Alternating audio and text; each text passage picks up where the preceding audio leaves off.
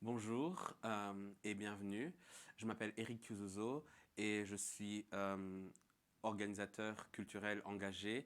Je travaille au Beursraburg en tant que médiateur culturel et organisateur des événements en rapport avec le contexte et le public. Et je suis aussi donc dans la team bruxelloise du Black History Month Belgium pour le mois de mars 2021. Et aujourd'hui, nous sommes là pour parler avec l'artiste Guy Wetté et la curatrice et psychologue Sorana Muncia à propos de l'expo de Guy dont Sorana a écrit les textes qui s'appelle We Is We et qui est déjà ouverte au Beursraburg actuellement et qui y sera jusqu'au 27 mars 2021. Je vais commencer d'abord par demander à mes invités de se présenter chacune. Voilà, Guy. Merci Eric pour l'invitation. Moi c'est Guy Wetté, artiste plasticien, père de famille, plein d'autres choses, aussi enseignant dans une école supérieure d'art ici à Bruxelles en fait.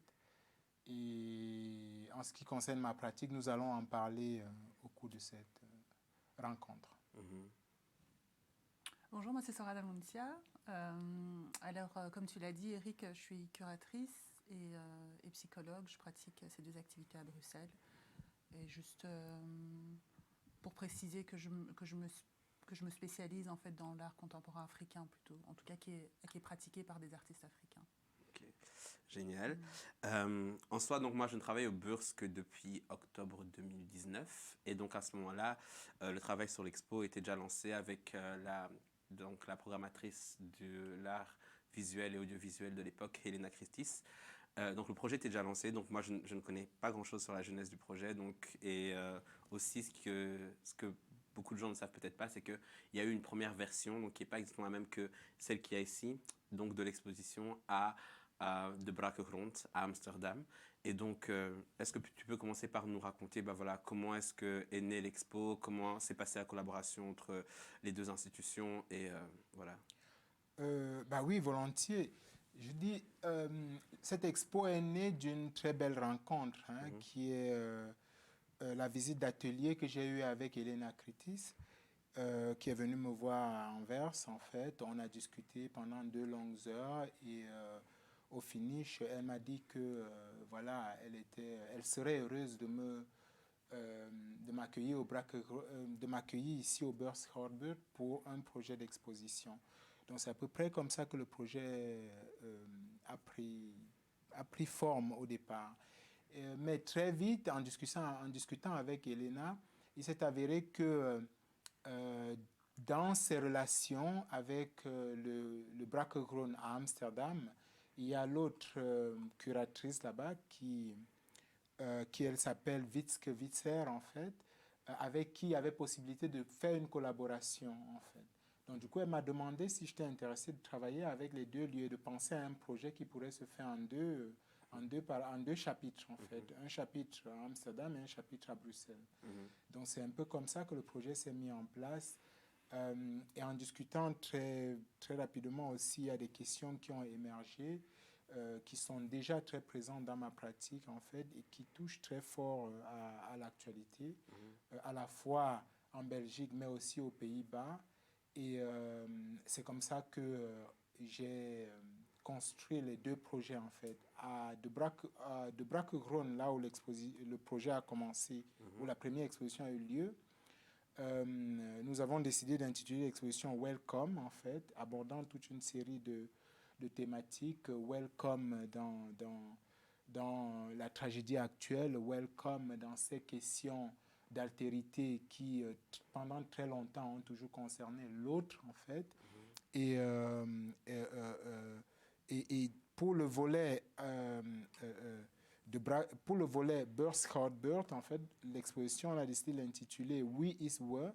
exactement en rapport avec ces questions d'altérité, en fait, de l'histoire et du rapport que cela produit aujourd'hui dans les communautés qui forment la Belgique, en fait, et même l'Europe de façon générale. Mhm. Comment est-ce que je pouvais l'articuler dans une exposition et à travers quelques œuvres seulement dont on pourra parler aussi tout à l'heure. Mhm. Donc voilà à peu près la genèse et les deux projets, comment est-ce que elles se sont présentées. Bah, du coup, je me Voilà. tourne vers toi, Sorana. Comment est-ce que toi, tu es rentrée dans le processus et en fait, comment tu l'as vécu Alors moi, comment je suis rentrée dans le processus? En fait, j'ai rencontré Guy, que je connaissais déjà, au moins de nom, depuis quelques années. Je l'ai rencontré, disons, la première fois à la Biennale de Dakar en 2018. La dernière, c'était en 2018. On a commencé déjà une conversation là. Moi, j'étais là avec le collectif qui s'appelle Africada pour mettre en place le African Art Book Fair, qui est une foire d'art du livre africain. Une foire du livre d'art africain, pardon. J'ai rencontré Guy là-bas, avec qui on a discuté, etc. Donc quand il m'a invitée pour écrire sur son projet, j'étais super contente parce que ça formait comme une espèce de continuité avec à la conversation qu'on avait déjà entamée à Dakar ensemble. Et c'est comme ça qu'il m'a invitée à venir à l'Ergue voir son film qu'il a appelé Le Fou postcolonial. Le Fou postcolonial, c'est un film qu'il a tourné à la Biennale de Lubumbashi en 2019. Un film assez incroyable en fait, dans lequel on suit deux personnes, deux messieurs, un Congolais et un Belge, qui chacun à leur façon ont comme une espèce d'obsession avec l'histoire coloniale et qui chacun a son interprétation aussi de cette histoire en fait. Donc un a une fascination plutôt pour l'Afrique pré-coloniale. Il a fait comme une espèce de... Il fait une exposition permanente dans son jardin, je pense, si je me rappelle bien. Alors, il y a des pharaons, il y a tous ces... Enfin, voilà, il y a toute cette imagerie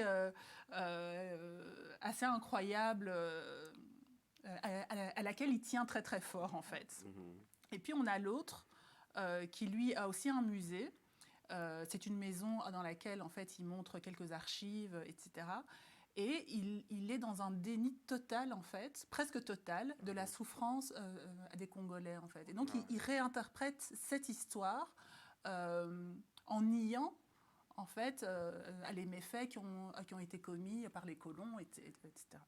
Donc, on se retrouve ici, en fait, avec deux fous postcoloniaux.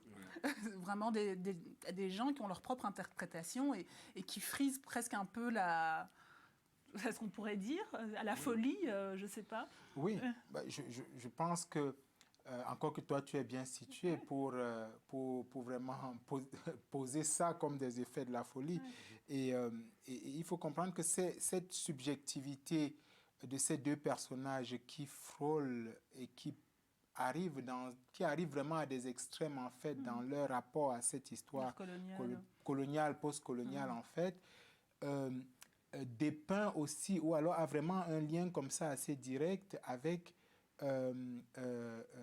la résistance qu'est la nôtre aujourd'hui à être dans une démarche décoloniale, en fait. Et dit encore, vient accentuer, du moins c'est à peu près l'idée sous-jacente pour moi d'enregistrer ces deux personnes, en fait. Mais ils ont quand même, les deux sont dans une forme de déni comme ça. Ce qui est assez caractéristique quand on ne veut pas assumer une histoire. Voilà. Et donc, c'est dans ce cadre-là que j'ai rencontré, que j'ai commencé à travailler avec Guy. Et tout ça, m'a donné très, très envie, en fait, d'écrire par rapport à ça, parce que c'est une histoire que je pouvais me réapproprier et voilà, et écrire sur ça, quoi. Ça fait plaisir que vous bifurquiez sur l'histoire. En fait, ce que les gens doivent savoir aussi, c'est que donc le Covid a sévi. À la base, cette expo devrait s'ouvrir début avril 2020. Ça n'a pas pu être le cas. Elle s'est ouverte une première fois le vendredi 18 septembre 2020. Elle s'est fermée au moment où il y a eu le deuxième reconfinement, un gros mois plus tard. Et là, maintenant, donc, elle s'est rouverte avec l'ouverture de notre nouvelle saison le 4 février 2021. Et elle va jusqu'au 27 mars. Et donc, à la base, l'expo faisait partie d'une saison ici au Bourse qui s'appelait Let Me Know, à propos donc de la connaissance et du pouvoir que la connaissance a. Et avec l'expo, moi, j'avais directement fait le lien avec donc la connaissance, ou puis surtout ce que moi je dis plutôt la méconnaissance de l'histoire coloniale et du présent néocolonial donc de Belgique. Méconnaissance en vrai parce que je trouve qu'en fait, on est super loin du compte niveau connaissance de cette histoire coloniale. et surtout l'histoire véridique et complète, et non pas, l'histoire du vainqueur, comme on aime dire. Et donc, on est encore moins, en fait, au courant aussi donc, des conséquences que ça a aujourd'hui, en fait. Et ça tombe bien, cette histoire de méconnaissance et du fait d'être loin du compte, parce que maintenant, l'Expo, elle fait partie d'une saison qui s'appelle Are We There Yet? Ici, donc au Bourse, donc, raconter très brièvement, donc le fait qu'on est encore très très loin de la destination, et cette destination qui serait un monde vraiment meilleur et équitable. Soit disant passant, donc le titre de l'expo, We is We, comme tu dis, donc qui est ce nous en néerlandais, colle très très bien dans la saison Are We There Yet, parce qu'en fait, le but de cette saison, c'est aussi de s'interroger sur qui est exactement ce we dans Are We There Yet, donc We is We, donc tout au long de la saison. Et moi, je voulais savoir un peu, donc en fait, quels étaient vos points de vue sur l'ampleur de ce qu'on connaît et surtout de ce qu'on ne connaît pas de cette partie de l'histoire avec un grand H et des conséquences modernes. Donc en tant que, voilà, Guy, toi tu as grandi au continent, donc je ne sais pas comment est-ce qu'on enseigne là-bas. Toi tu es aussi né là-bas, tu as en partie grandi là-bas, vous êtes tous les deux parents, donc vous voyez ce qu'on enseigne à vos enfants ou ce qu'on ne leur enseigne pas, grands frères, grandes sœurs, etc. Donc en tant que surtout membre de la communauté noire en Belgique, c'est quoi en fait votre point de vue sur ce qu'on connaît et ce qu'on ne connaît pas de la colonisation? Oui. Ouais, vas-y. Oui, donc moi je suis née au Congo, c'est vrai, mais j'ai fait toute ma scolarité presque ici en Belgique. Donc c'est sûr que je peux témoigner par rapport à ce statut de la connaissance, en tout cas au moins à cet état de la question par rapport à la connaissance liée à cette histoire-là. Alors il est évident, c'est un fait clair qu'il y a des grands angles morts dans l'enseignement, qu'il soit primaire, qu'il soit secondaire et qu'il soit même universitaire en fait. Donc il y a vraiment un impensé, autant dans le chef des enseignants en fait, que dans les programmes qui sont officiels, etc. Donc bon, moi j'ai quand même la chance d'avoir grandi dans une famille où on parlait. Donc peut-être que j'ai cet avantage-là en fait d'avoir été à l'école riche d'une connaissance de mon statut dans ce pays, quelques bribes d'histoire de pourquoi est-ce qu'on est là, qu'est-ce qui s'est passé entre les deux pays, etc. Mais même avec cette connaissance-là, j'ai ressenti un malaise quand même assez grand dans les classes à des écoles que j'ai fréquentées, quoi. Et par là, ce que je veux dire, en fait, c'est qu'on ait appris des choses à la maison ou pas, et encore plus si on ne les a pas appris, on porte en nous, on porte dans nos corps cette histoire, en fait, qu'elle soit dite ou qu'elle ne soit pas dite. Et le malaise, en fait, il existe au moment où on porte tout ça en nous et qu'on se retrouve, en fait, dans des structures, qu'elles soient enseignantes ou qu'elles soient autres, qui, en fait, fonctionnent en n'y pensant même pas. Donc pour eux, c'est inexistant. Donc on en arrive à des points où on doute même de notre propre malaise et où on se retrouve à expliquer pourquoi est-ce qu'on est mal, où on étouffe ça. Et ce qui crée en fait à des situations assez inconfortables en fait. Donc quand on pense à ça, je pense, en tout cas à mon niveau à moi, je me dis que là où on peut réussir peut-être à guérir entre guillemets de cette situation plutôt inconfortable, c'est d'assumer le fait qu'on sait. Qu'on sait, qu'on n'a pas besoin en fait de prouver, d'expliquer par A plus B qu'on sait. Parce qu'on vit dans une société, dans différentes institutions qui mettent en fait à la connaissance comme étant le fruit d'une objectivité, de quelque chose qui aurait été prouvé. Et là-dedans, il n'y a aucun espace en fait pour de la subjectivité, j'aime même pas trop ce terme, mais pour de l'expérience en fait, qu'on porte tous en nous et qu'on partage. Et donc maintenant, il est temps peut-être qu'entre personnes qui sont discriminées ou qui sont minorisées ou je sais pas quoi, qu'entre nous, en fait, on assume déjà le fait qu'on sait et qu'on travaille à partir de là et qu'on arrive à mettre des mots, ne fût-ce qu'entre nous, de ce qui nous arrive et de ce que... et de ce qu'on vit, en fait. Voilà. Oui, je pense que cette question du non, en fait, de l'inconnu ou ou de l'impensé par rapport à l'histoire que les gens vivent, en fait, pourtant que les gens ressentent, comme Sorana l'a si bien expliqué, dans leur chair, c'est une expérience qui nous habite et que nous habitons, en fait. Et donc, en fait, le fait d'être dans ce rapport à toujours devoir prouver quelque chose ou à devoir justifier un fait rend les choses problématiques. Ça, c'est un aspect de la question. Maintenant, quand on vient sur le terrain de l'éducation et même de la formation, en fait, il est très important de mettre en valeur aujourd'hui, non pas ce rapport assez dualiste à essentiellement se dire que le fait de décoloniser les curriculums vont absolument résoudre le problème. On en est très très loin, ça ne va pas résoudre le problème, ce ne sera qu'une étape en fait, pas des moindres, mais ce ne sera qu'une étape, mais aussi partir de là pour considérer les individus à partir de leur vécu. Je pense que cette histoire-là, en fait, il y a la version des vainqueurs, entre guillemets, ou du moins celle de l'Occident, qui a consisté à vouloir, de par une forme d'impérialisme, écrire l'histoire entière du monde à partir d'un point de vue hérocentré, qui est quelque chose de complètement biaisé, en fait. Et aujourd'hui, on se rend compte, avec un peu de curiosité, parce que ça, il faut de la curiosité, on se rend compte que notre histoire n'est même pas moins écrite qu'on la pense, en fait.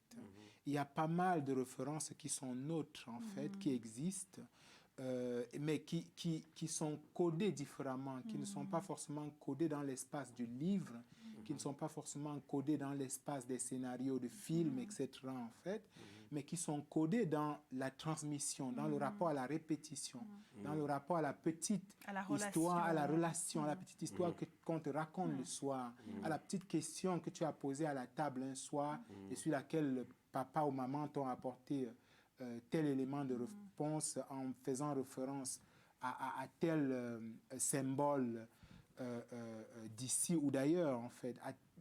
Donc, il y a pas mal d'espaces comme ça où, en fait, nos histoires se nichent, en fait, où en fait, il faut être dans la curiosité pour aller découvrir, pour aller prendre là-dedans. Et pour moi, c'est aussi en ça que le titre de l'exposition était très important. À un moment donné, trouver vraiment un truc qui parle à tout le monde, mais qui en même temps pointe la chose, pointe le mal d'une certaine manière. We is were. Lorsqu'on parle de cette communauté de personnes qui forment la Belgique, qui forment l'Europe aujourd'hui et tout, et qu'à un moment donné, on se rend compte que dans ces communautés de personnes, en fait, il y a toujours une forme de sous-représentativité, il y a toujours une forme de discrimination, une forme assez binaire comme ça, de dire l'histoire, de choisir ce qui doit être dit, et même de conditionner les gens, en fait. C'est-à-dire, dans la pratique des langues, en fait, par exemple, on n'a pas encore atteint ces échelles où finalement, dans un pays comme la Belgique, qui a colonisé le Congo, en fait, les langues congolaises est un lieu où elles s'expriment, en fait, où on étudie les langues congolaises avec les communautés congolaises qui sont en Belgique aujourd'hui. Juste pour prendre un exemple, ça, c'est des processus de réparation qui pourraient contribuer à ces difficultés liées à la question du savoir, et aussi liées à la question de l'histoire de façon générale. J'espère que je ne me perds pas trop dans ce que je dis. Mais en fait, c'est bien qu'on continue de parler d'histoire avec un grand H, parce que, donc voilà, qu'on dit, avec le Covid, on a dû ouvrir, fermer, ouvrir, fermer, mais l'une des choses que ça fait, c'est que du coup, on a la chance, en fait, donc cette expo soit finalement ouverte maintenant, au moment du Black History Month Belgium 2021, donc au mois de mars. Cette année, en fait, donc le thème du Black History Month, c'est d'archiver, l'importance d'archiver nos récits et notre présence en tant que personne noire dans l'histoire, donc avec un grand H ici. À Amsterdam, donc voilà, où la première version de l'expo avait existé, ils ont tellement remarqué l'importance en fait de cet archivage qu'elles ont carrément créé une institution qui s'appelle The Black Archives. On essaie d'y arriver aussi en fait en Belgique, à Bruxelles. C'est un peu la première étape de ce mois-ci. Est-ce que l'important justement donc d'archivage de nos passés, nos présents et nos futurs en tant que communauté est quelque chose qui qui a déjà traversé votre travail en tant qu'artiste, en tant que curatrice, enseignant, psychologue, parent ou tout simplement en tant que membre de nos communautés? Bah, je ne sais pas, je commence peut-être. Je pense qu'il faut aussi faire très attention avec la question de l'archivage parce que l'archive en tant que tel est un phénomène, je vais pas, il faut que je fasse attention au terme maintenant, c'est-à-dire l'archive en tant que tel est un phénomène impérialiste en fait. C'est un moyen de captation, c'est un moyen d'extraction en fait, et c'est aussi un symbole de pouvoir. Et se lancer là-dedans, c'est assez complexe. C'est-à-dire, c'est comme si à nouveau on a envie de jouer avec les armes des autres. L'archive chez nous, elle existe, elle a toujours existé, on ne la commencera pas maintenant. C'est-à-dire, je peux comprendre que dans le contexte où on se trouve en Belgique, où l'archive, on sait, les monuments dans les rues dont on parle de déboulonner aujourd'hui, en fait, ce sont des archives, en fait. Ça, ce sont des archives auxquelles il faudrait s'attaquer. Donc, si nous-mêmes, on parle de mettre en place des systèmes d'archivage de nos vécus, il faudrait qu'on soit peut-être un peu précautionneux dans la mesure où on ne va pas, il faudrait qu'on évite de reproduire les mêmes choses. Aujourd'hui, qui a accès aux archives, par exemple? C'est une question qui se pose de plus en plus. Et les nôtres, quand on les constitue, c'est à nouveau pour créer un dualisme archive X, archive Y. Donc, ça c'est des questions qui se posent. Mais pour répondre simplement à la question, je dirais que ces archives-là, oui, elles existent et nous y travaillons en permanence. C'est-à-dire, elles passent par plusieurs choses. Elles passent par le processus de collaboration entre Sorana et moi pour travailler sur un projet comme ça. Nous constituons déjà une archive de savoir, une archive relationnelle en fait, qui elle va déteindre sur la société, qui elle va déteindre sur les communautés en fait. Et moi, j'ai envie de penser l'archive dans ce sens-là.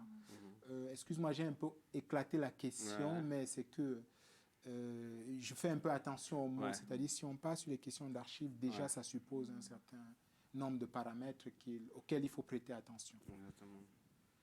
Oui, je suis tout à fait d'accord avec toi par rapport à ces craintes. C'est vrai que l'archive noire, elle est importante. Et quand je dis qu'elle est importante, c'est parce que c'est vrai que c'est un élément de pouvoir. Donc, c'est-à-dire, par exemple, aujourd'hui encore, pour accéder à certaines archives à Tervuren, c'est compliqué. Donc, ce n'est pas tout le monde qui peut rentrer là-dedans. Donc, je pense que quand on parle de Black Archive, on parle non seulement de la situation de l'archive aujourd'hui, à laquelle on devrait avoir accès et qu'on n'a pas accès. Donc, il se pose ici à cette question de la démocratisation de l'accès à l'archive qui existe, qu'elle soit coloniale ou pas, qu'elle soit dans un système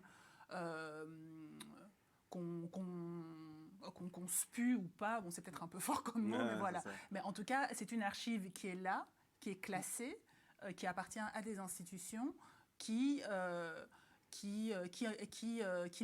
les ouvre en fonction de ton statut, en fonction de ton projet, etc. Moi, je pense que les archives devraient être ouvertes à tout le monde. Je ne vois pas pourquoi est-ce qu'il y a cette protection aussi importante. Donc voilà, ça c'est une chose. Et puis l'autre chose aussi, c'est que quand on parle à des archives, on parle de classification. Donc, c'est-à-dire que toutes ces données, en fait, sont classées d'une certaine manière. Et si elles sont classées de cette manière-là, c'est parce qu'il y a un regard qui est posé sur tout ça.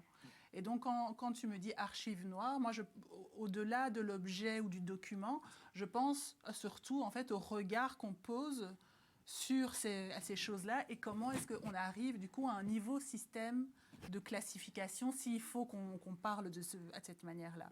Donc, on pourrait très bien se dire qu'on va avoir accès à des archives qui appartiennent à des universités, à des musées, etc.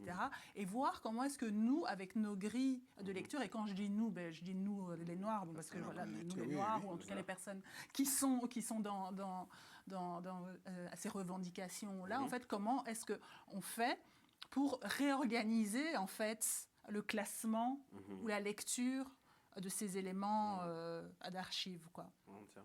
Et puis encore une troisième chose, c'est que les archives, c'est pas lié seulement à l'événementiel, comme tu l'as dit. L'archive, elle peut même être intime. Elle peut rentrer dans les maisons à des gens, en fait. Ça dit beaucoup, en fait, de la société dans laquelle on vit. Et c'est ce qui a été fait aussi à la période de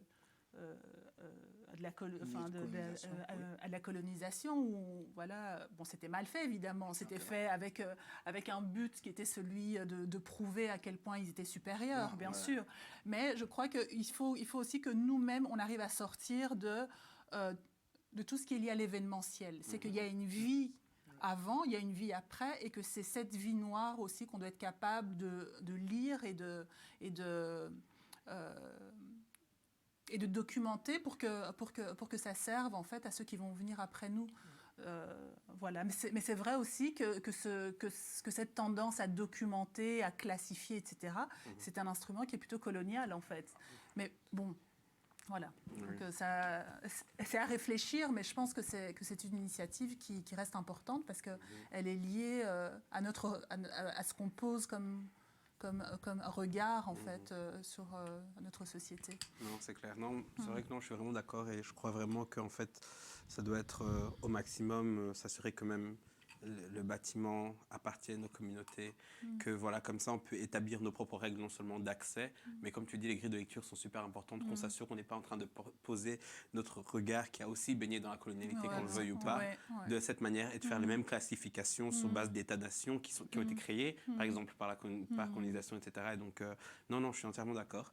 Donc, au début de l'été 2020, nous marquions justement les 60 ans de l'indépendance du Congo le 30 juin 1960, même si on n'a pas vraiment pu célébrer comme on aurait voulu. Et en début d'année, nous marquions donc le 60e anniversaire de l'assassinat de Patrice Emery Lumumba à l'âge de 35 ans le 17 janvier 1960. Le contenu de cette expo, en fait, donc Wizwe, s'inscrit assez naturellement dans cette histoire avec un grand H, je trouve. Et quelle importance, en fait, cela avait-il pour vous est-ce que ça a eu un certain impact, le fait que ce soit au même moment que ces faits historiques? Et je voulais surtout savoir, toi, par exemple, sur l'enquête congolaise, les gens s'attendaient à ce qu'il y ait des projets sur ça cette année. Et comment trouves-tu que ce projet, justement, s'inscrit naturellement dans ça? Et est-ce que c'était important pour toi d'y apporter aussi une touche de référence à cette histoire-là cette année? Bon, moi, il faut dire que je n'ai pas un rapport à cette date-là. J'ai un rapport qui est plutôt affectif, ça c'est clair, parce qu'on parle quand même de mon pays d'origine, on parle quand même d'un événement qui a marqué quand même de façon claire le futur de ce pays. Donc on peut pas, c'est impossible d'être insensible au 30 juin 1960 et au 17 janvier 1961. C'est difficile. Mais en tout cas, je ne suis pas non plus dans une idée de célébration. C'est que je ne dirais pas que j'ai besoin de produire des choses à ces dates-là. Peut-être qu'un jour ça va venir, mais en tout cas, là, maintenant, je prends ces dates-là plutôt comme une occasion de réfléchir, en fait, et de ressentir, de prendre à la mesure, en fait, d'où on en est aujourd'hui. Donc, ce n'est pas tellement à cette époque-là que je pense, même si elle est importante et que j'y pense aussi, évidemment, mais je me demande quel chemin a été fait entre ce moment-là et aujourd'hui. Et quand on fait l'état des lieux, moi, en tant que Congolaise qui vit en Belgique, l'état des lieux est quand même assez préoccupant, quoi. Voilà. Tu l'as dit. Mais justement, toi, Guy, en fait, donc, tu n'es pas congolais ni d'origine, donc d'un pays originairement colonisé par la Belgique, contrairement à toi et moi. Mais le contenu de l'expo, donc main coupée, les matières premières, donc extractivisme, etc. Le lieu, le fait qu'on soit au centre de Bruxelles, est très lié au Congo et aux autres anciennes colonies belges. En soi, moi, par panafricanisme, pan-négrisme, etc., on parle souvent de l'universalisme, donc de la condition noire, mais estimez-vous qu'il y a quand même une légitimité de nationalité pour avoir des plateformes publiques pour explorer certains sujets en particulier, ou bien c'est, voilà, comme nous partageons une certaine cause, prenons juste la liberté d'aller tout explorer, parce que c'est vrai que dans certaines diasporas, il peut y avoir des sensibilités par rapport à ça. Et donc voilà, je voulais savoir comment est-ce que d'abord, toi, tu avais approché ça, et puis surtout toi, est-ce que c'était important aussi que, du coup, une personne congolaise soit au moins attachée impliquée dans l'expo?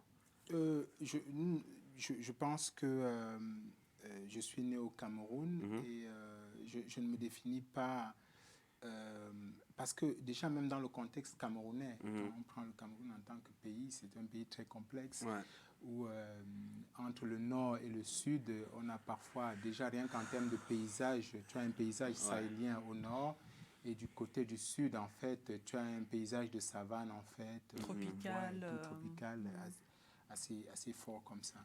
Et autre chose encore, c'est que pour dépasser cette question d'État-nation, en fait, exactement, il faut se dire que le Cameroun allemand, en fait, en 1880-1884, à la conférence de Berlin, le Cameroun allemand a une frontière directe avec le Congo, ce qui deviendra plus tard le Congo-RDC, en fait. On a vraiment une frontière directe. Mais entre-temps, il faut bien reprendre ces cartes et voir que entre-temps, il y a eu 3 pays dans cette zone-là. Tu as la Centrafrique, tu as le Congo-Brazza, en fait, et puis de l'autre côté, plus bas, tu as tu as la Guinée équatoriale, en fait, qui va jusque le Gabon, qui va jusque dans l'eau, qui va jusque dans l'océan Atlantique, en fait. Donc, il y a déjà cet aspect-là. Tu te rends compte qu'à un moment donné, quand tu dis que je suis Camerounais, en réalité, ça ne correspond pas vraiment à grande chose au départ, parce que ces frontières-là, en termes de Cameroun, ça a été complètement tracé à la règle. Donc, pour moi, et en plus, revenons ici, vivant en Belgique et faisant partie de cette société, la question du we is where devient très importante dans la mesure où moi, je viens d'un pays qui a été colonisé, je vis dans un pays qui a colonisé en fait, et donc cette question se pose doublement. Pour moi, il est important que j'y prête attention en fait. Je ne peux pas être ici en tant que personne de couleur venant d'un pays, d'une ancienne colonie, vivant dans un pays colonisateur en fait. Et faire comme si rien de tout ça n'a jamais existé, en fait, ou être dans un certain déni. Donc, quand je décide de traiter le sujet, il est clair que je vais au-delà des questions de frontières et très honnêtement, en fait, j'estime que je suis dans une certaine légitimité de l'aborder, que ce soit en rapport avec le Congo, le Burundi, le Rwanda, ou encore... le Nigeria ou même le Bénin ou le Sénégal, où on a aussi d'autres rapports à l'histoire coloniale. Mais le cas de la Belgique est assez spécifique dans la mesure où l'un des protagonistes dans le film, dans les vidéos que j'ai réalisées qui font partie de l'installation, le faux post-colonial en scène, qui est Maître Yabili en fait, il dit une chose très, très intéressante parce que ce qu'il y a de fort, là je fais une parenthèse sur les travaux, en fait, les 2 vidéos qui sont présentées ici, il y aurait pu en avoir 4, mais bon, question d'espace, on ne pouvait pas tout montrer, c'est que ces 2 personnages ne sont pas des personnes lambda, ce sont des personnes qui ont une certaine connaissance de l'histoire, qui ont un certain vécu, donc qui savent très bien, d'une certaine manière, ce qui s'est passé en fait, et qui peuvent la raconter. D'ailleurs, ils la racontent en fait. Le tout, c'est l'angle qu'ils choisissent pour raconter cette histoire. Et c'est la question qui se pose avec la Belgique en fait, avec l'histoire, en ce qui est de l'histoire coloniale. Quel angle est-ce que la Belgique a choisi de donner à l'histoire, à quelle époque, et comment est-ce qu'aujourd'hui on fait pour sortir de ça? Ça, c'est la première chose que je peux dire par rapport à ta question. Le second aspect, et j'arrête, c'est que parce que ça peut être... ça n'arrête pas. On a des choses à dire. On a des choses à dire. Bon, c'est toujours sympa. Qu'est-ce qu'on veut dire? Mais oui, c'est ça. On est bien. Mais c'est super intéressant. Voilà. Oui. Oui, on devrait même faire comme ça des conversations sans cesse. et être juste tranquille avec ça. Ouais. C'est-à-dire... Archiver, justement, comme ça, on n'a plus besoin d'en parler. Tu vois ce que je veux dire? Exactement. Moi, je dis toujours ça. Est-ce qu'on peut arrêter d'avoir toujours les mêmes discussions de base? Oui.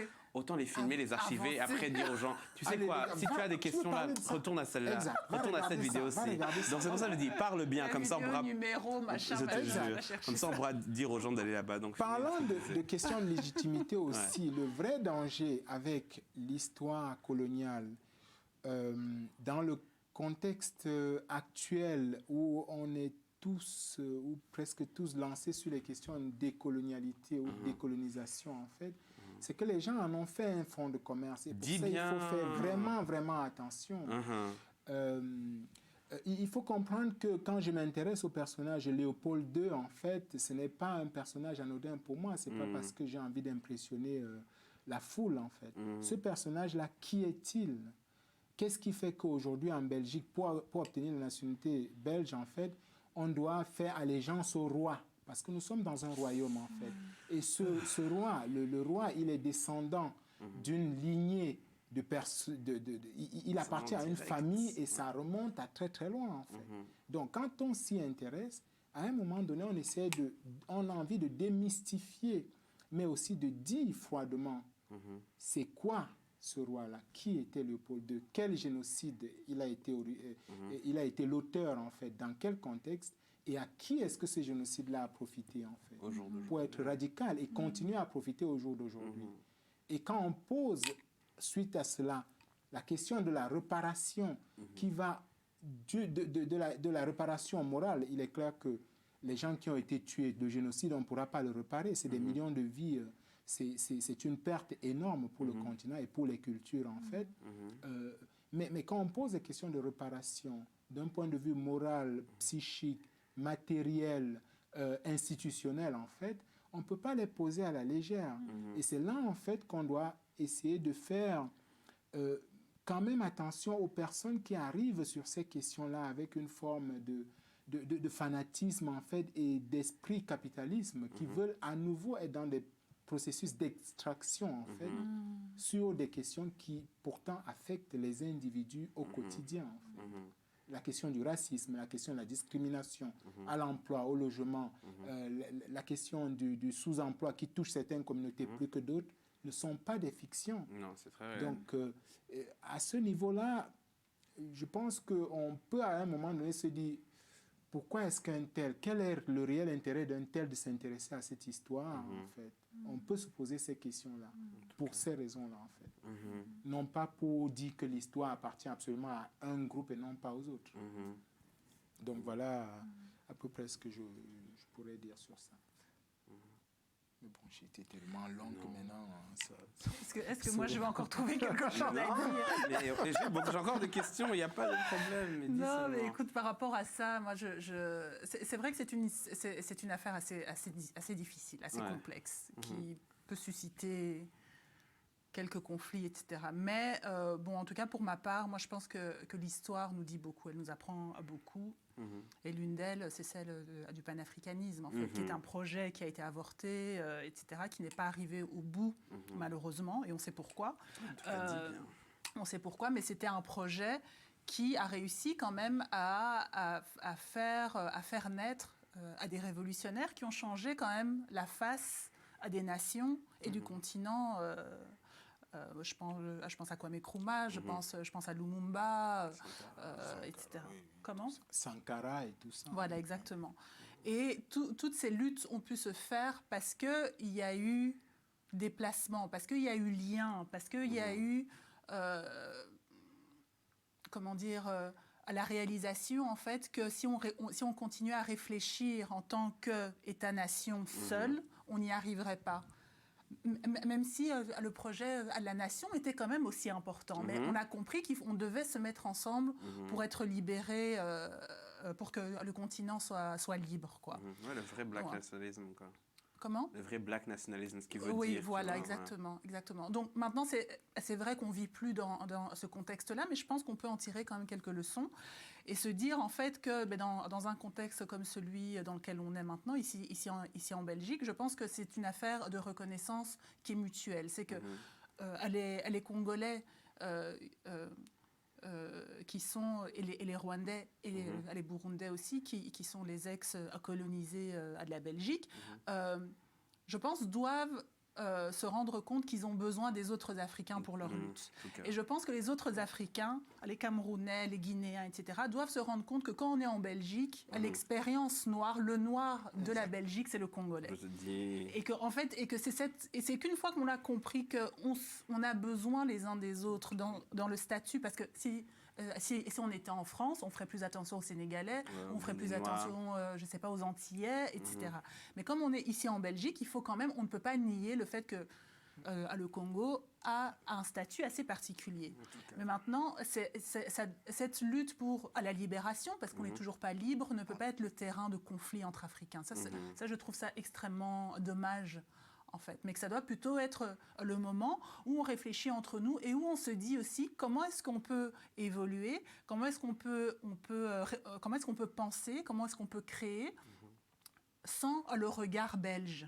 Parce que c'est le regard belge, en fait, blanc, qui fait qu'on se reconnaît comme Congolais et qu'on est les seuls à pouvoir parler de ça, parce qu'on est en lien, on est dans ce dialogue à la Belgique. En fait, il faut maintenant qu'on puisse se demander comment est-ce qu'on ferait, en fait, s'il n'existait pas.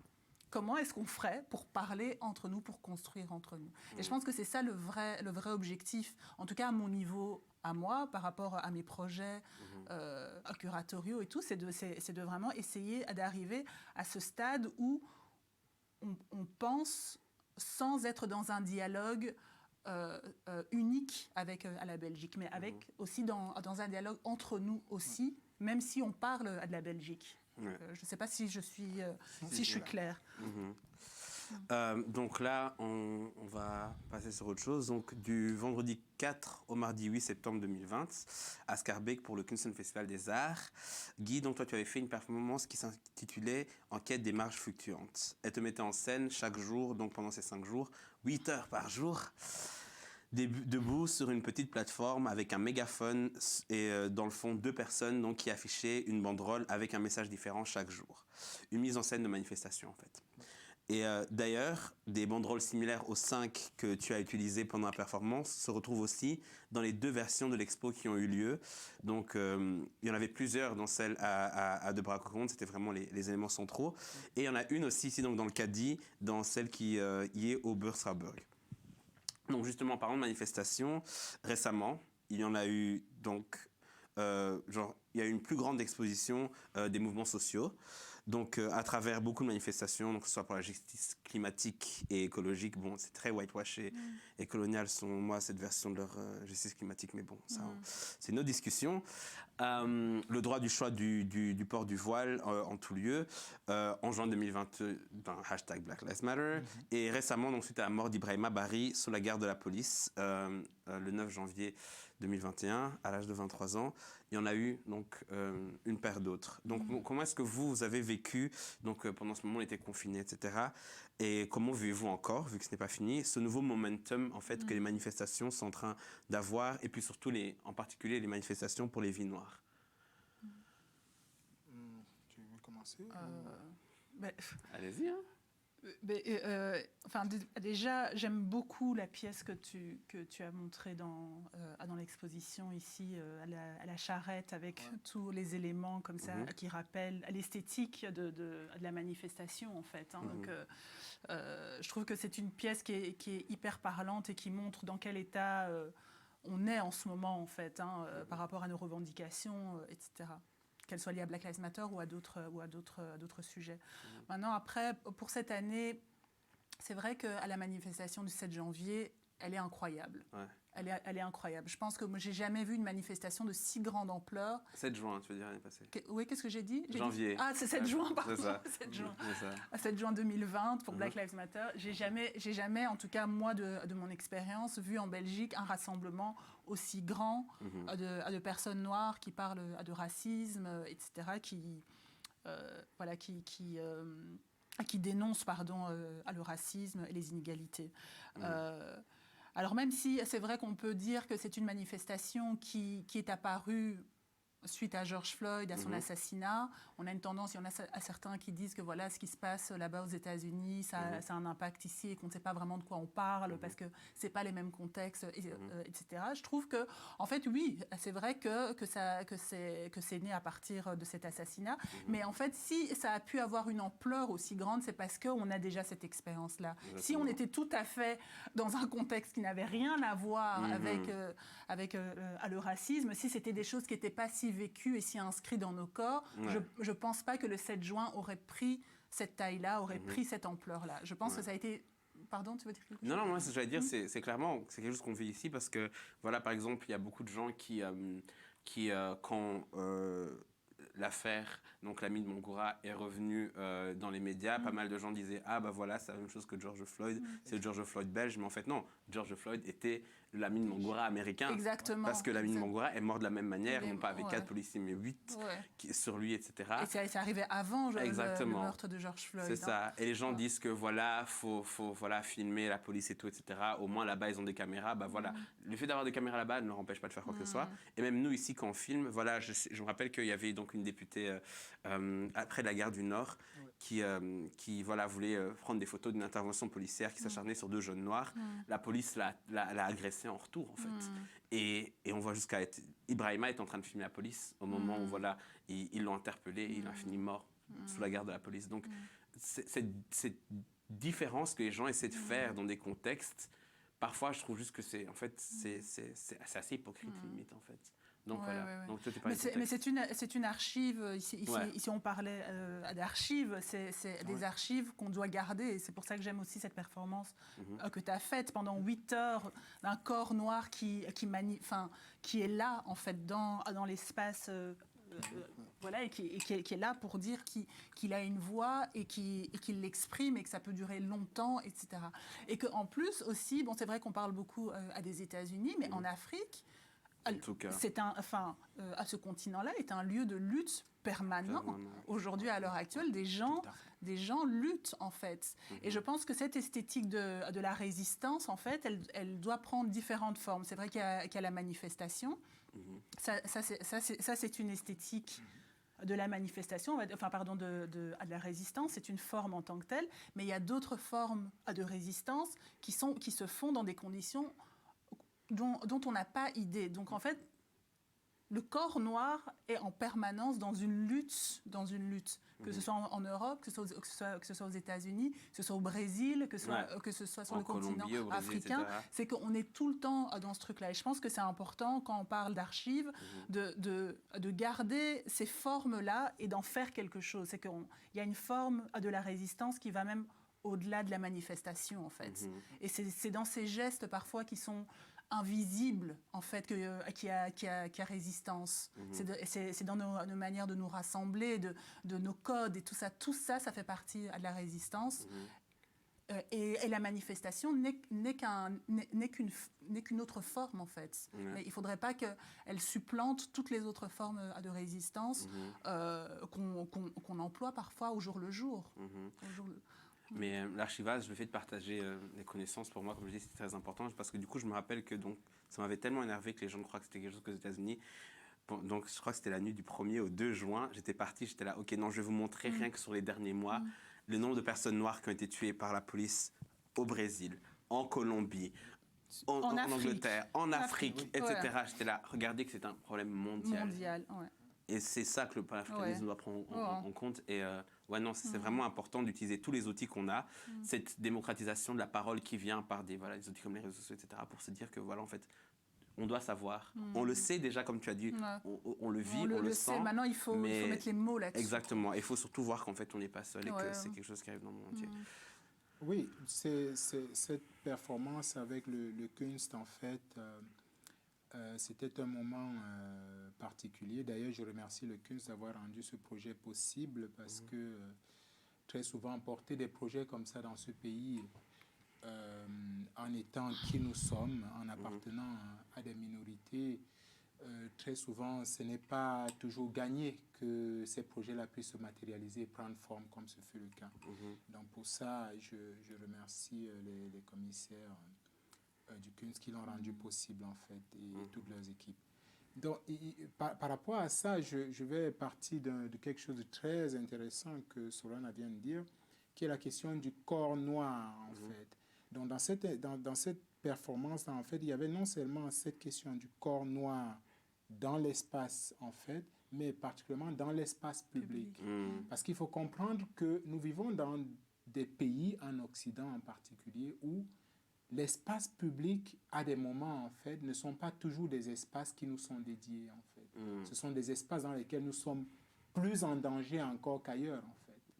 Parfois, on est mieux chez soi, en fait, en tant que minorité, que dans l'espace public, parce que la façon dont l'espace public a été codifié, pensé, structuré et même figé, fait que dans l'espace public, tout de suite, on est fragilisé, on est faible, on est exposé et tout ce qui va avec. Mais au-delà de cette question des minorités, en fait, c'est même la question de la démocratie en général que cette performance-là posait, en fait. L'espace public, c'est aussi cet espace-là où, quand on n'a pas les moyens de se payer 10 avocats pour nous suivre dans une affaire qui s'est passée à la gare du Nord parce qu'on a été agressé par la police, ou parce qu'on a été discriminé, on a été victime d'une discrimination à l'emploi ou même au travail, en fait, l'espace public, théoriquement, est un espace qui est dédié à tous. C'est l'espace où tu vas enfin pour dire, là, il y a quelque chose qui ne va pas, j'aimerais que la société en soit au courant, que la société m'entende. Donc, c'est vraiment sur ces éléments-là que cette performance-là jouait. Donc, du coup, qui dit manifestation dit activisme, militantisme. Est-ce que vous vous définissez comme des artistes et curatrices militants? Il y a des termes qui ont été inventés, genre artivistes. Et surtout, en fait, quelle est la place que l'art devrait avoir dans le militantisme et vice-versa? En tout cas, moi, bon, comment dire, je pense que l'art, de toute façon, a sa place dans le militantisme. L'art, par définition, est un espace de liberté si il est assumé. Donc, c'est un espace où on est libre, non seulement dans la forme, mais dans le fond, et qui permet de questionner aussi à la société. En tout cas, moi, c'est le genre d'art qui m'intéresse, en tout cas. Celui qui n'est pas neutre, celui qui prend une position. Voilà, donc dans mon cas, moi, par rapport à ma pratique, je préfère travailler avec un art qui a un positionnement par rapport à sa forme ou par rapport à son fond. Maintenant,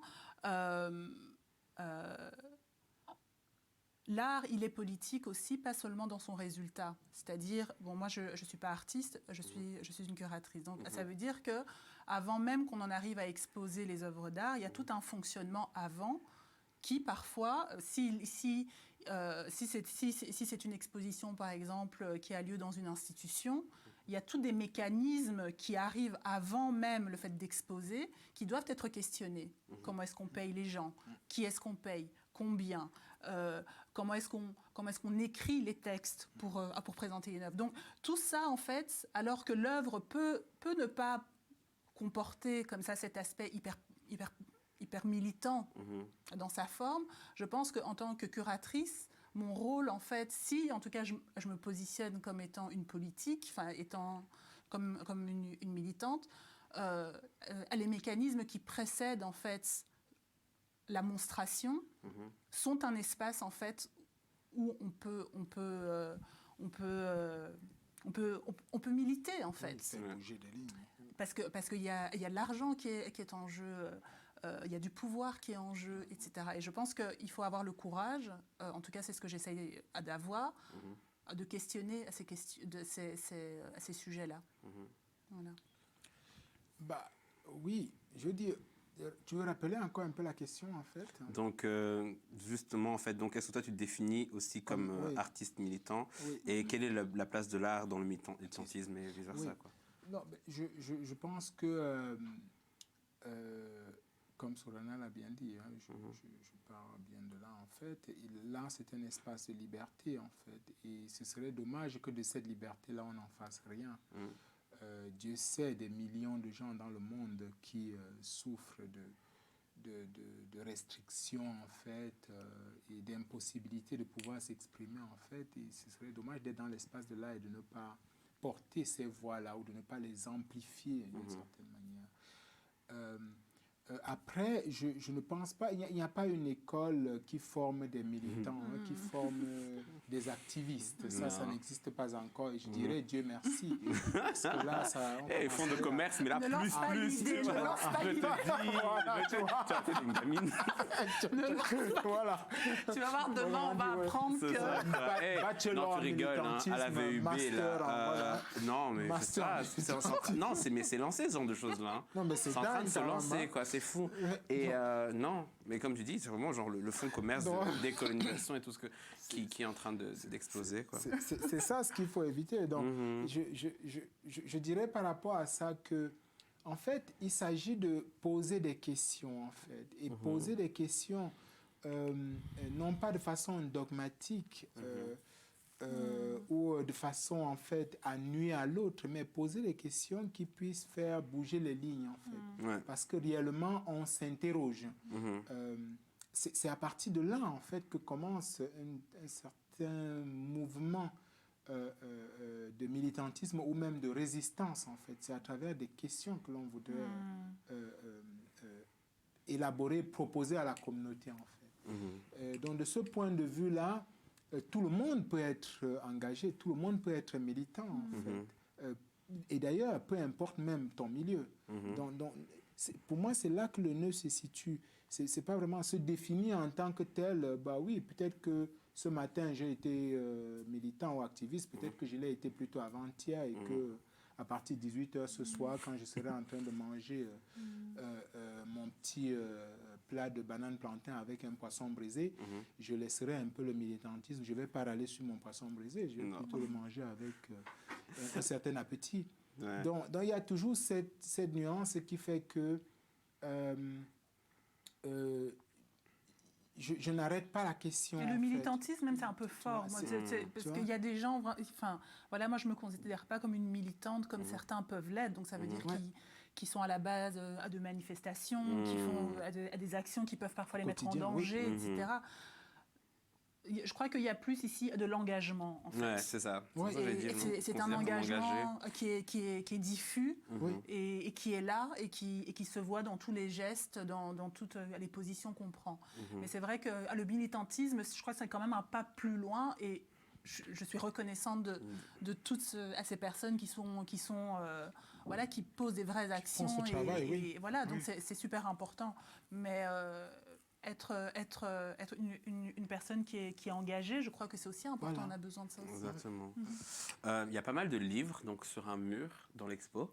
Et je voulais vous demander brièvement, en fait, quels étaient les ouvrages et artistes qui vous avaient inspiré, chacun, chacune, et surtout ensemble aussi, que ce soit pour les pièces de l'expo ou pour les textes. Est-ce qu'il y a des noms, des titres que vous pouvez citer? Bah, oui, en fait, dans mon cas, pour cette exposition... j'ai lu un auteur, en fait un livre en particulier qui est le génocide du roi des Belges au Congo, en fait, qui est écrit par, comment est-ce qu'il s'appelle maintenant, avant que je n'oublie, je vais retrouver son nom. Donc il y a ce livre-là sur... Il y a ce livre-là, pardon, il faut que je le trouve, il va falloir que je le trouve. Et il y a aussi, j'ai relu exactement le fameux livre de Frantz Fanon, ça je n'oublie pas, en fait, Peau noire, masque blanc, en fait, qui m'a vraiment beaucoup accompagné pendant la réalisation de cette expo ici. Mais aussi en particulier un très beau petit livre de Aminata Traoré, qui est intitulé Le viol de l'imaginaire, qui est vraiment, c'est une perle, perle. Tout le monde devrait avoir ce livre-là avec lui. Et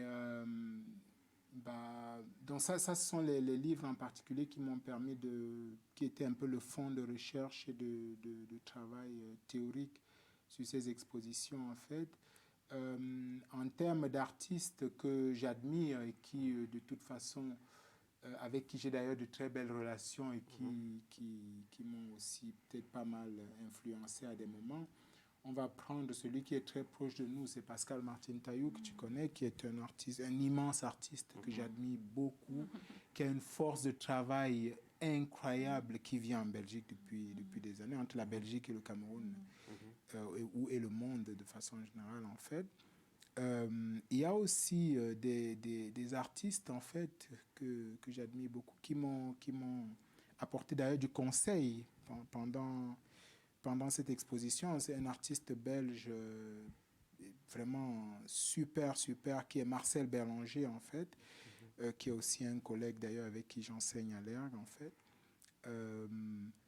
Il y a Thomas Mouteba Lutumbuya, en fait, qui a été pour moi aussi très immense en termes de référence, qui m'a d'ailleurs même apporté certains bouquins qui sont présents dans l'une des pièces de l'exposition, en fait. Donc, voilà, on pourrait citer encore plus.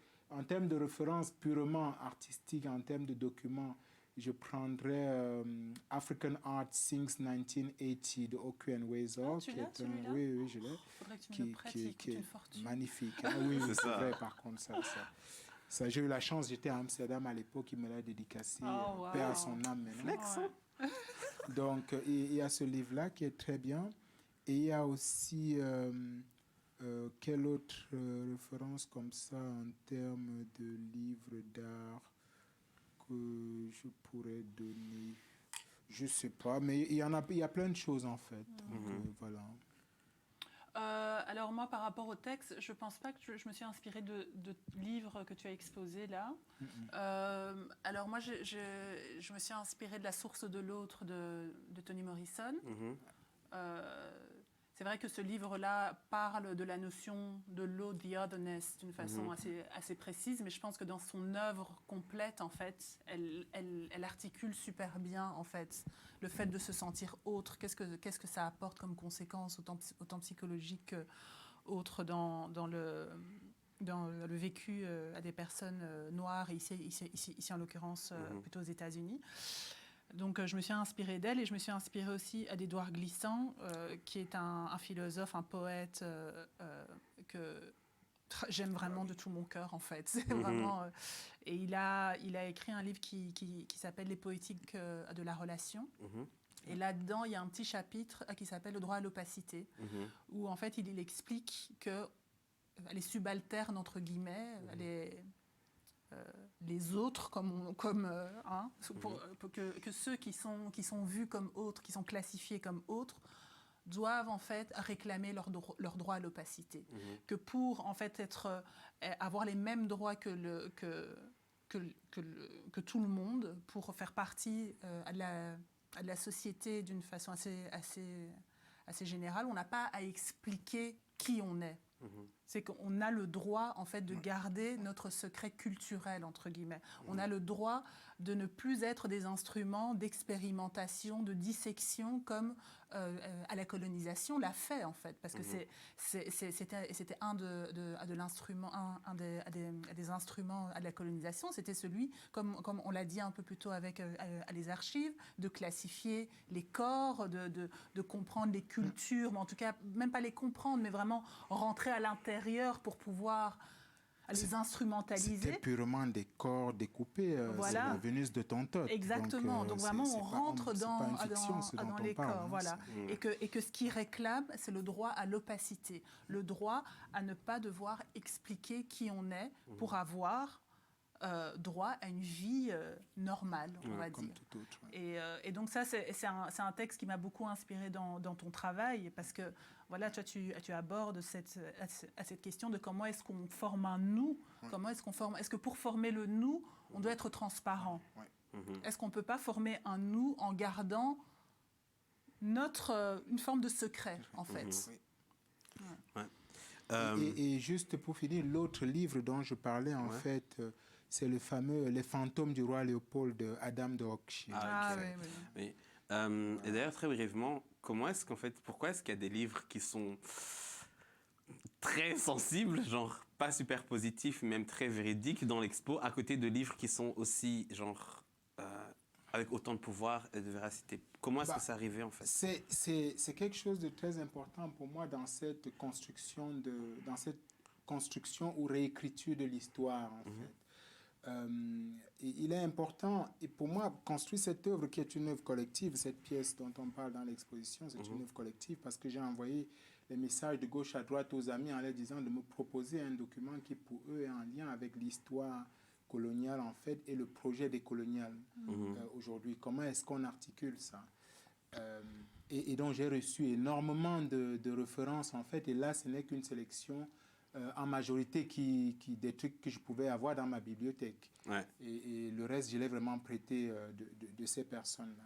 C'est-à-dire,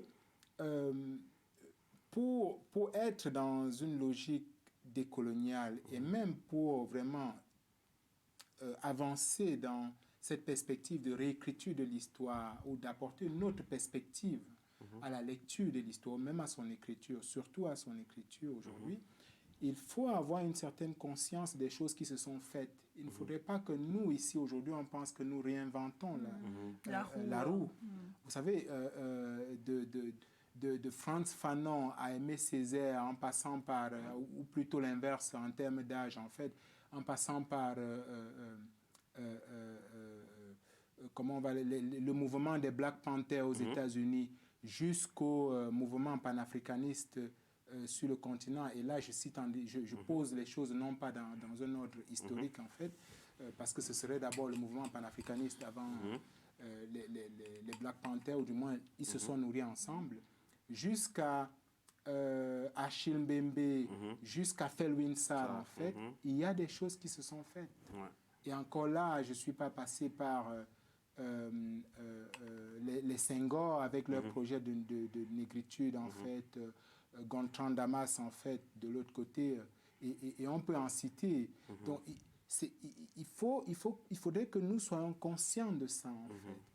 Mais à côté de ça, qui ici, de ce que j'ai cité, présente la figure de la résistance, en fait, cette résistance que nous voulons continuer et que nous continuons aujourd'hui, en fait, il y a la matrice du problème. La matrice du problème qui est toute la conception raciste, en fait, et discriminante qui, aujourd'hui encore, pèse sur nos rapports avec l'Occident, nos rapports avec nos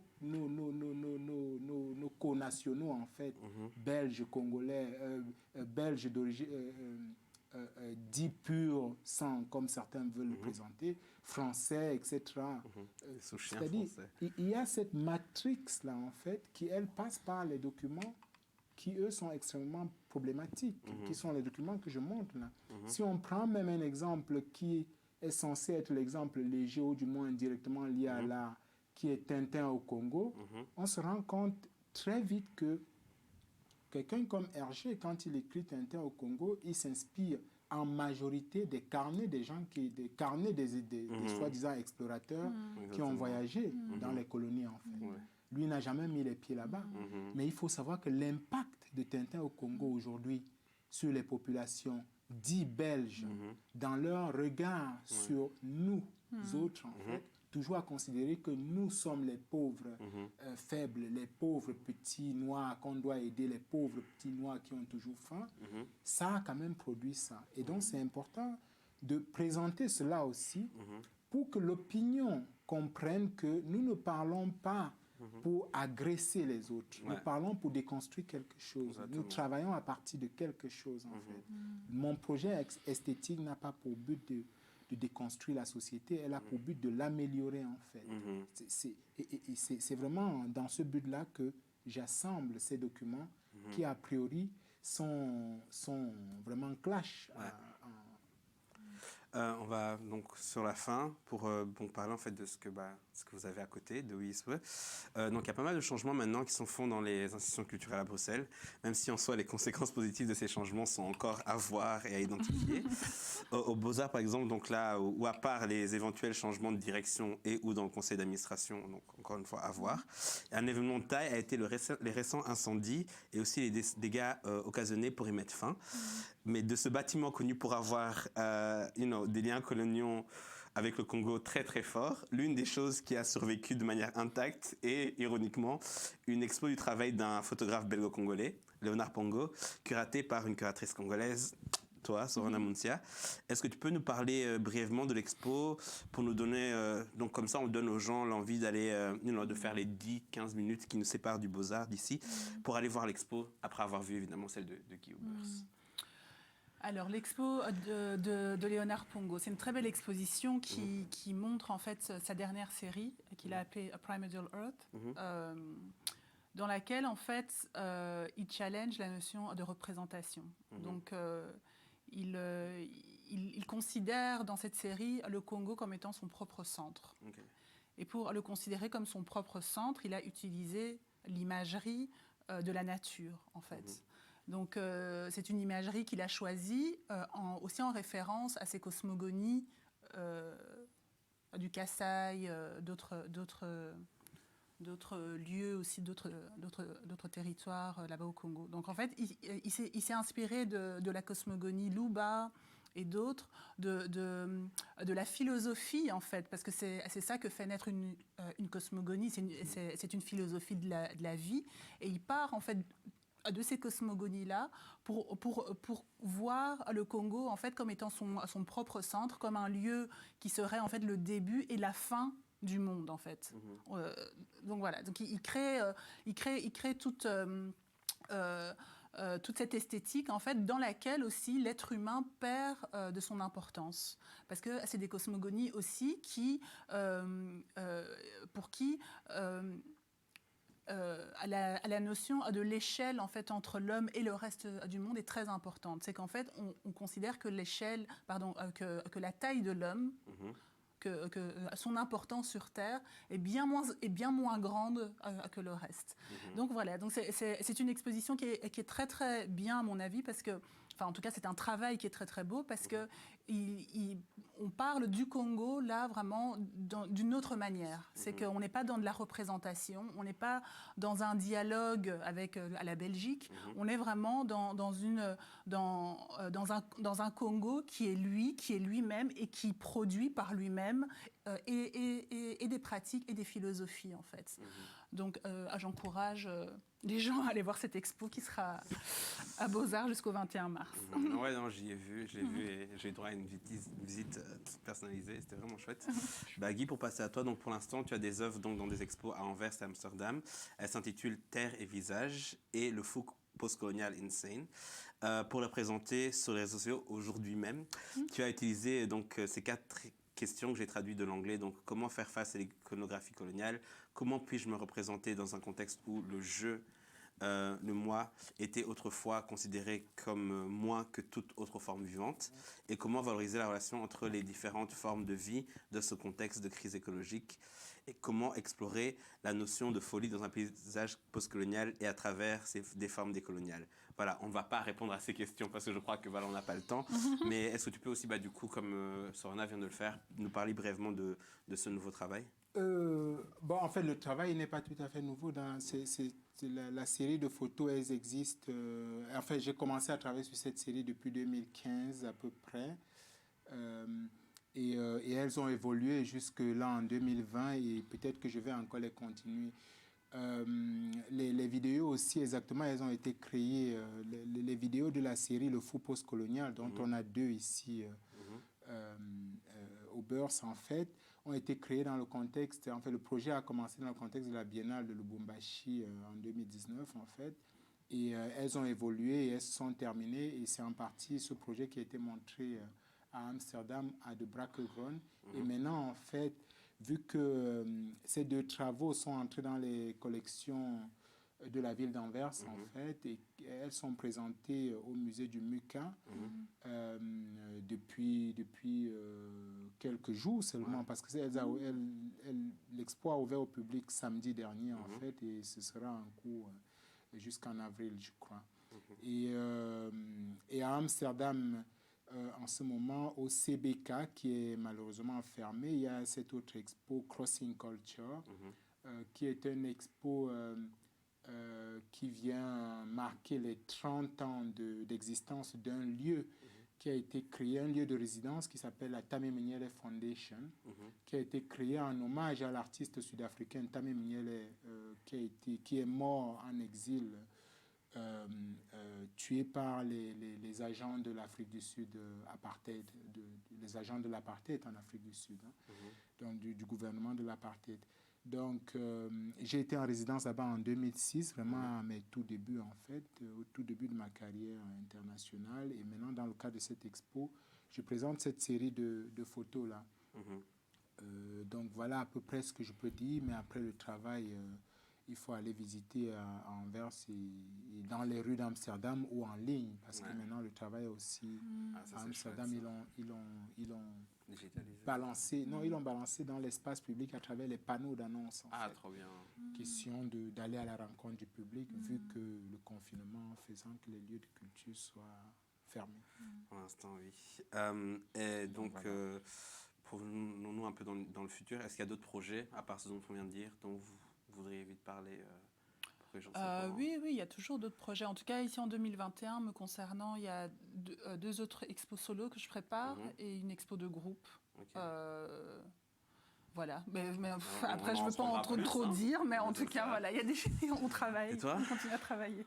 Des projets qui étaient déjà en cours, qui sont annulés, qui vont reprendre plus tard. J'aurai une performance, je présenterai une performance bientôt au musée de Hanovre en Allemagne, en fait.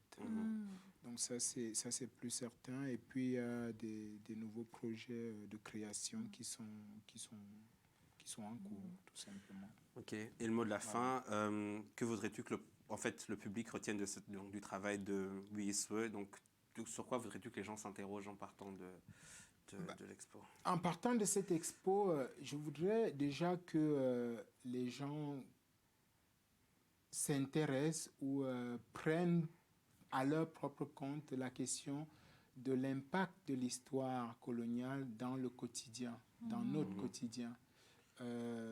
Belge d'origine, je ne sais trop quoi ou pas, en fait, cette question-là, elle est commune, en fait. Je voudrais aussi que les gens se disent que la question de la réparation par rapport à l'histoire coloniale n'est pas une question dont il faut avoir peur. Et de ce point de vue-là, je m'adresse à tout politique ou institution qui serait intéressé par ça. Et pour en finir aussi, je voudrais aussi qu'on voie cette expo comme un processus de réparation, en fait, de care, comme on dit, de soins par rapport à cette histoire, en fait, dont les stigmas, en fait, nous hantent encore quelque part, en fait. Et cette expo s'inscrit un peu dans cette démarche-là. Mais en tout cas, merci beaucoup à vous deux pour votre temps et votre travail. Et donc au public. Donc l'expo We Is We est à voir au Bursraburg, donc du jeudi au samedi. Toutes les infos sont sur notre site web, donc bursraburg.be. Et voilà, et donc passez faire un tour aussi sur Black History Month, blackhistorymonth.be pour connaître le reste du programme de ce mois-ci et surtout donc bon Black History Month Belgium à toutes les communautés de Belgium, c'est ça, bon Black History Month. Merci beaucoup. Merci beaucoup. Exact. Merci Eric. Pas de quoi, c'est un plaisir.